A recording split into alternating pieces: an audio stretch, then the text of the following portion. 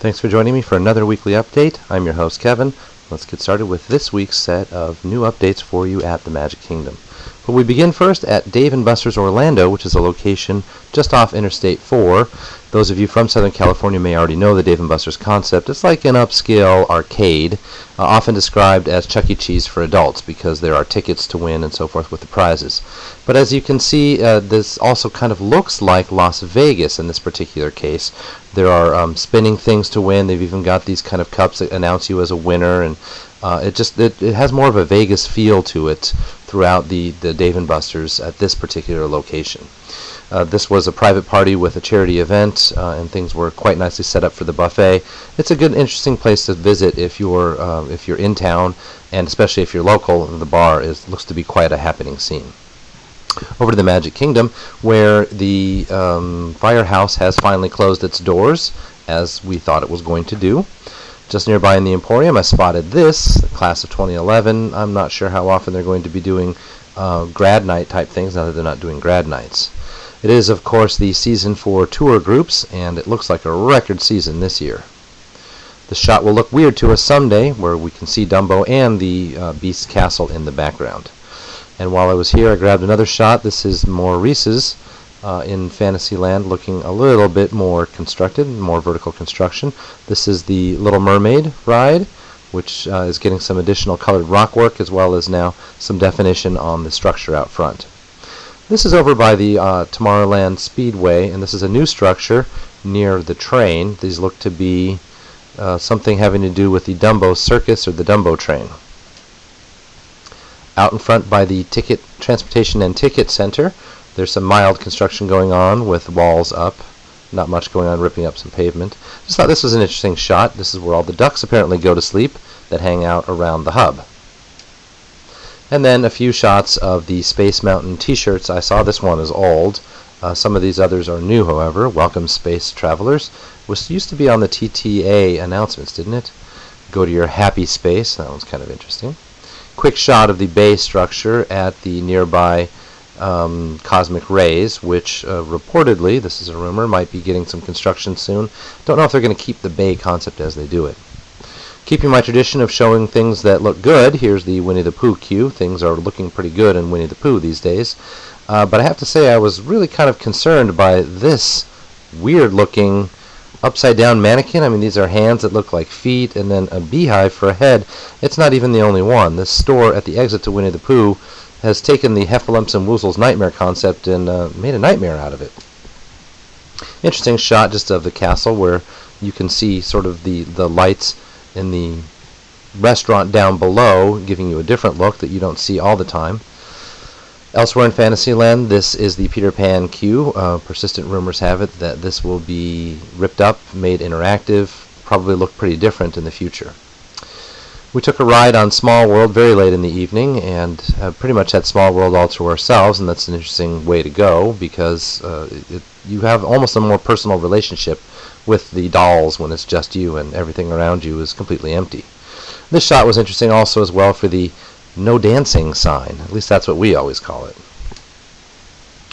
A little something many of you probably already know. There's these tile murals with real gold underneath the castle, and this is I just thought I would point out the authorship of the design and the mosaics is in one corner of the mosaic itself. As we left very late on that evening, it was a Saturday, the express monorail was already closed just 20 minutes after the park had. Looks like they run only the resort monorail sometimes. I just thought this was interesting, the way they send a truck around and just literally just pick up and hurl these wheelchairs into the back bed of this truck. Back again at the Magic Kingdom for another day. This is now July 17th, Disneyland's birthday. And you might think that's what all of these buntings and the parade flags and all of this would be about, but there's another surprise coming by the end of the day. We'll see it when we get there. No, rather what we're going to do today is try to reconstruct Disneyland 1955 and go on everything we can from Disneyland 1955. So here is the Santa Fe and Disneyland Railroad, sort of. And when we're on the Santa Fe and Disneyland Railroad, sort of, let's just take a picture of the construction while we're there. So we have the Main Street Band, we have the Main Street Cinema. It's possible to walk in Walt's footsteps just a little bit. A little digression here while we're on this tour to point out that Ponchos are now being sold at Columbia Harbor House and a few other restaurant locations. Gotta milk it, you see. Back on the 1955 tour, we're going on the Mark Twain, kind of. And then we're popping our heads into the Golden Horseshoe, except the Diamond Horseshoe. And we're going on Peter Pan, we can go on the Carousel, we can go on Dumbo. There's a lot we could do that reconstructs what we saw in 1955 Disneyland. What we didn't get to was the Autopia, Tomorrowland Speedway, or the Teacups, because the day got interrupted by something coming up in a moment. First, I thought I would give you more of a view of the Fantasyland construction since we were on Dumbo.